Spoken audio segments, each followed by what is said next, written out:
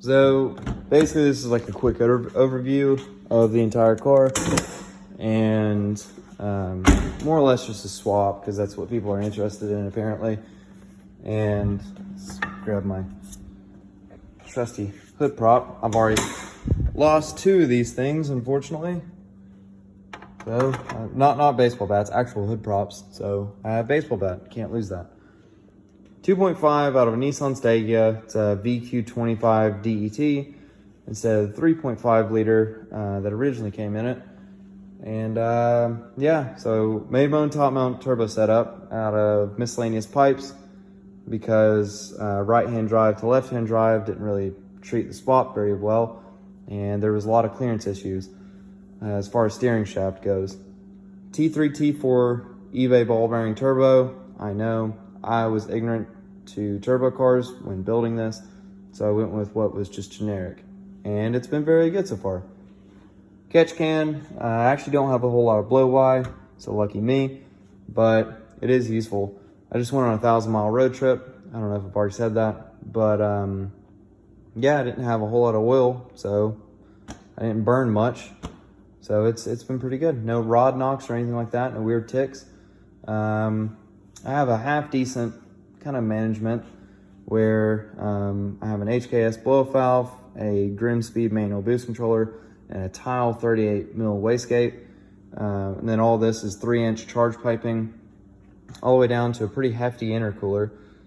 Factory G35 MAF, which is kind of newer. And then, of course, I have to redo all this. Well, not necessarily redo, but at least clean it up. And brand new wiring. And I use thicker gauge wire as well. That runs to my MAF pigtail, which is brand new as well, because a lot of these crack open.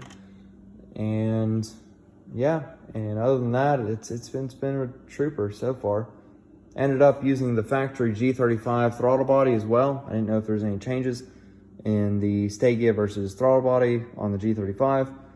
And I ended up using the G35 ECU and engine wiring harness as well. These both came all-wheel drive. So this is an all-wheel drive car, this is an all-wheel drive engine.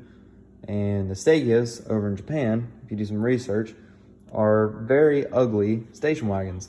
And they were the Skyline wagons, and they had this engine, they had this, and then I think they also had the vq35, but they were in the later years, but they were non-turbo. These were the only turbo ones, so I thought it was pretty neat to find something like this. Other than that, the swap was not really plug and play. The only things that were plug and play were mechanical items. Everything electrical was a pain. So I ended up, that's why I used the G35 engine harness and the ECU. And yeah, I didn't really have much success trying to figure everything else out. But yeah, everything worked for, like, my gauge cluster, for example, all works fine. You know, all that kind of stuff. And being that it is a Nissan product, I do have UpRev installed on the G35 ECU. So if I really wanted to, I can get the ARC license and have 2-step and rolling anti-lag and all that. Launch control, pops and bangs. I don't really care for any of that. It's also automatic, so I don't want to grenade anything. It's all stock automatic, excuse me. But other than that, it's really about it.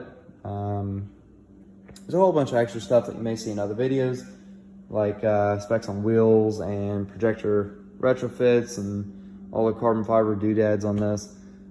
Just a little bit more about the car, probably be in other videos. I want to keep it kind of short, but yeah. So really that's about it. I've had the car for about 3 years, and I could talk all night about it. But specifically, I just wanted to explain a little bit about the swap and the amount of work that's gone into it, which has been a lot. I ended up buying the front cut of the car in about October of 2019. Drove down to Davie, Florida, and picked it up. And you know, it was running on a pallet or whatever. And brought it back, and me and a couple of buddies put the swap in the car. So it's really not supposed to be too outlandish. It's just supposed to be something that I can daily drive, which I did, and I still do. and it's not supposed to set land speed records either. It made 279 wheel horsepower and about 276 conservatively. They went for max and then turned it down a little bit. It's understandable. The reason being is my injector's maxed out. So it was just one of those things. I plan on going back to the dyno here eventually. There's a whole bunch of stuff that isn't hooked up or finished properly as far as wire looming and little tweaks and touches. So I plan on going back to the dyno probably in a year to get that finished and taken care of. And I'm looking for about 325 roughly conservative wheel horsepower. So, but yeah, I guess stick around, subscribe, like this video if you want more.